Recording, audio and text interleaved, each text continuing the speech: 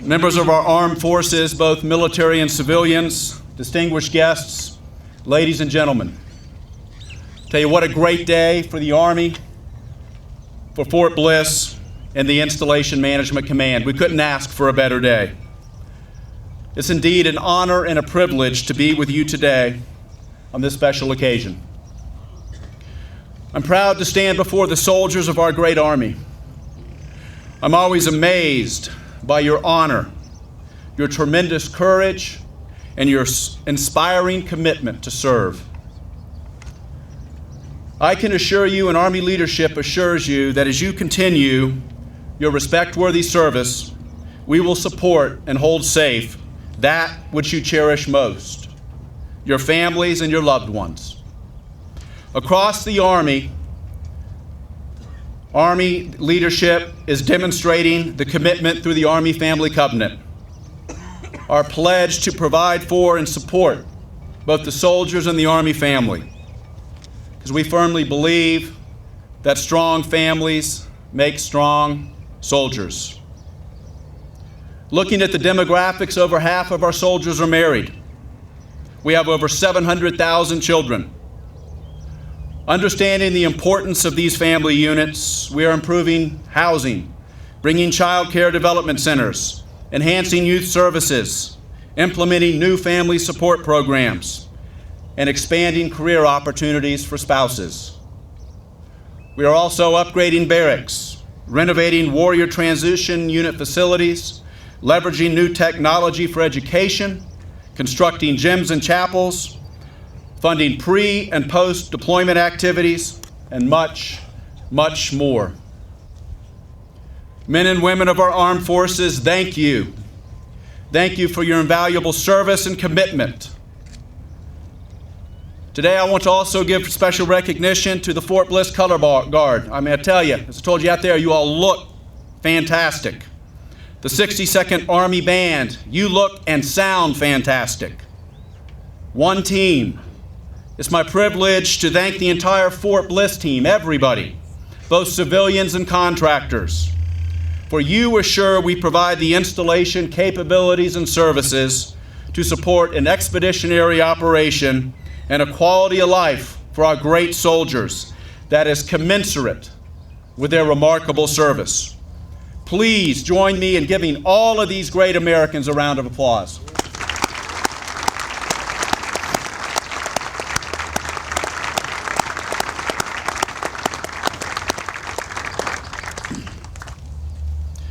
Three years ago, Bob Burns came to Fort Bliss, and what I can define as a vision to transform the installation into a vibrant organization prepared for future success. And Bob, I think this vision was a direct result of your endearing passion to support and serve the Army, its soldiers, families, and civilians. Under Bob's guidance, direction, and passion, Fort Bliss has successfully met the demands of the global war on terrorism and Operation Enduring Freedom. Bob led Fort Bliss in processing, training, deploying, and redeploying thousands and thousands of soldiers, sailors, airmen, Marines to both Iraq and Afghanistan. He successfully managed Fort Bliss's initiative to undertake one of the largest garrison transformation efforts since World War II. This transformation will provide the requisite training facilities, support facilities, readiness operations, force protection, community activities, facilities for soldiers and family members. By 2011, Fort Bliss will be ready for an additional 37,000 soldiers and 28,000 family members to call Fort Bliss their home. I tell you, it's so successful, we joke about it in the Installation Management Command community. This place is not known as Fort Bliss, it's known as Fort Burns, because of the direct impact this guy's had. He's provided superior support. He synchronized over $4 billion. Folks, that's not $4 million. That's $4 billion in military projects, to include construction of 4 brigade combat team complexes and a multitude of community services. such as child development centers, lifestyle center, chapels, shopettes. I mean, all this ties to the Army Family Covenant, the commitment the Army leadership has given to each and every one of you. This guy is making it a reality. He oversaw completion of the largest inland desalination plant in the world, a plant located on Fort Bliss that can provide water not only to the military community, but the city of El Paso. Through Bob's leadership, Fort Bliss formed key partnerships with the El Paso community to prepare the local area for an anticipated influx of soldiers. As a result, the Chamber of Commerce initiated an online employment referral program for military spouses. Fort Bliss and the El Paso Independent School District received an award as well in 2006. And that was the Pete Taylor Award for Exemplary Partnerships. This award recognized outstanding partnerships between military installations and school districts.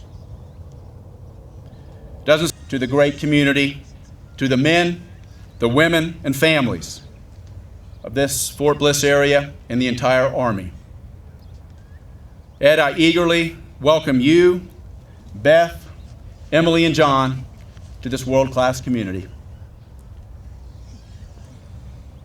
Fort Bliss has served our nation faithfully for nearly 160 years and will continue to do so well into the 21st century.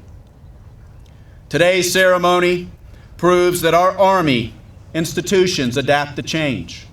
They evolve. They grow with new leaders, new challenges, new visions. And when the nation calls, as it most certainly will, Fort Bliss will be ready. On behalf of the installation management team, thank you. May God bless each and every one of you. Good morning, everybody. Hey, band and troops on the field, you guys look great. How about everybody giving them a round of applause?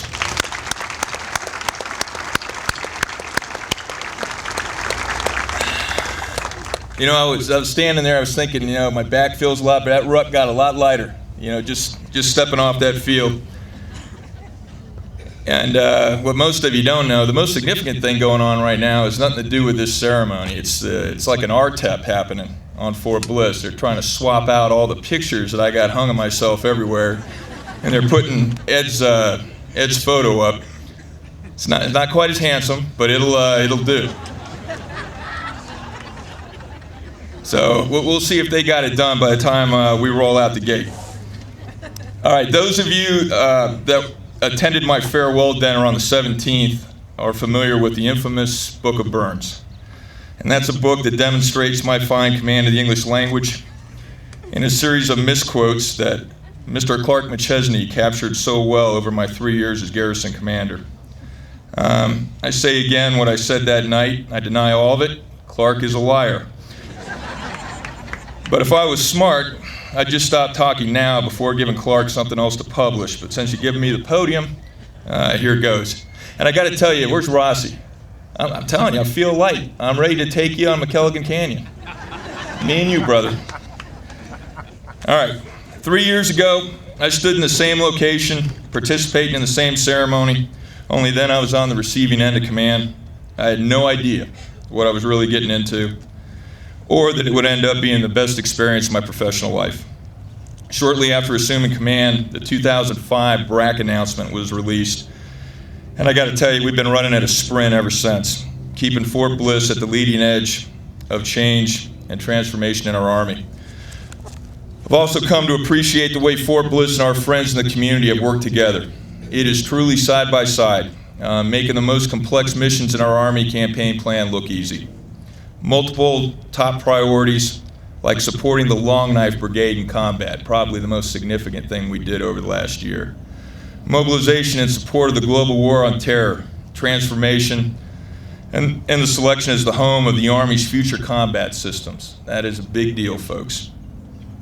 Despite limited resources, increase in op tempo, and the announcement of 2 more brigade combat teams coming to Fort Bliss, all these competing demands were skillfully handled by an amazing team of professionals that are your garrison. This team literally ran a post while they built another one right before your eyes. So rather than talk about the accomplishments you heard while we were trooping the line or some of the things that Mr. Robinson talked about, I'd like to recognize and thank some of the folks that made it all happen. First, I'd like to thank the two senior commanders who led our installation over the past 3 years. First Major General Lennox and now Major General Bromberg. Both of these guys are absolutely top shelf leaders. They care about soldiers, families, and our community. They set a clear azimuth, and they give us plenty of room to maneuver to get the job done. Most importantly, these guys don't flinch when the going gets tough, and they're always there when you need a little extra help. Their leadership, more than anybody else's, set the condition for success that Fort Bliss enjoys today. Our installation has also benefited greatly from the support we received from MCOM West Region and MCOM headquarters. Mr. Robinson, your team's been great. Your personal involvement has made an incredible difference to our success, and it's literally night and day from how it was in the past. Thanks for understanding that not all posts have the same missions, requirements, or challenges. You and General Wilson have been a tremendous support, and on behalf of the Fort Bliss community, thank you. All right, next I want to thank Sergeant Majors Young and Purdy and the entire Garrison headquarters team. The Garrison staff and our friends from the Army Corps of Engineers are an incredibly talented team, all subject matter experts who understand the big picture and work like pros. Studs like Alvarado, White, Doyle, Shaffey, Kirby, Cohen, Green, Brown, Radford, Colonel Burr, Joe Kennedy, Esslinger, Lamone, Macias, and Gene Offutt, to name a few. A special thanks to Gene for keeping me straight with the media. Remember the Book of Burns reference. Gene was a master of saying what the colonel really meant to say was, and she'd say it at just the right time. Every one of these folks are superb individually, but we're even greater as a team. Now, it's a big job coordinating all that activity, and people think that I did that. I really didn't. That responsibility fell to two outstanding leaders. First, my XO, Lieutenant Colonel Sean Lewis. Sean was the guy behind the scenes, keeping it all together these past years. He's like a utility infielder, capable of playing any position on any day of the week. I got a great deal of respect for Sean, and since he's also retiring from the Army, please give him a round of applause for a job well done in his dedicated service to our nation.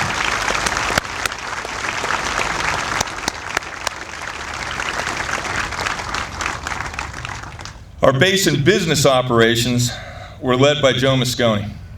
Folks, if you don't realize it, he's known throughout the Army as the best deputy garrison commander in the business, bar none. Joe's the guy who kept the post running flawlessly despite many competing demands. He was the straw that stirred the drink.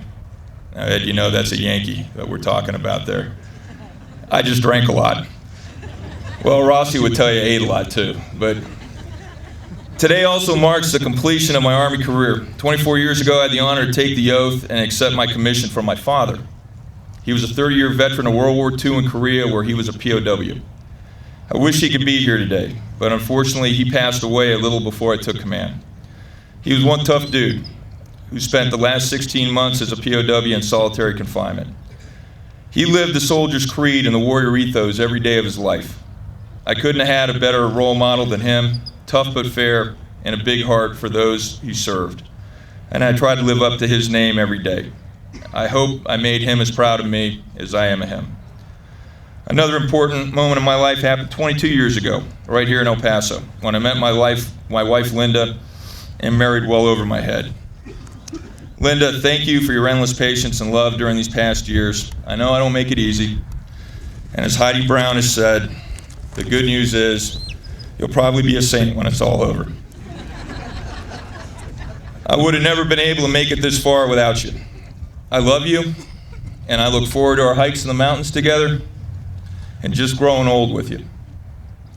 Rusty, Ricky, Kelly can't be with us because she's taking finals at Texas Tech. You're all my biggest source of pride.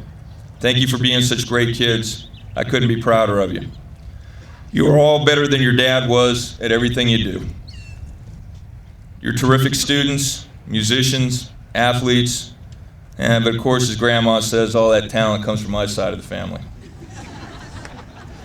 Ed, congratulations, and I hope you and Beth enjoy your tour as much as Linda and I did. I've known Ed Manning since we were running mates in the 108th Brigade, and aside from being the world's biggest obnoxious Red Sox fan, he's absolutely an outstanding and qualified leader. Ed is absolutely the right guy to lead the Garrison on the tough road ahead. Okay, my time's up. It's time for me to hit the road, and I'm retiring from the Army, and will take away many memories of a career that was exciting, challenging, and probably more fun than anybody should be allowed to have and still get paid. I'll take away memories of special friends like Rossi, Bloomer, Carl, Heidi, Joe D., Weston, English, Dysinger, Cohen, Underhill, Fran the Man, and Larimore. All great teammates for many years. And until I start my new career in about a month, my new priority is going to be walking my fighting Pomeranians with Linda and finally beating our boys at our Nintendo Wii.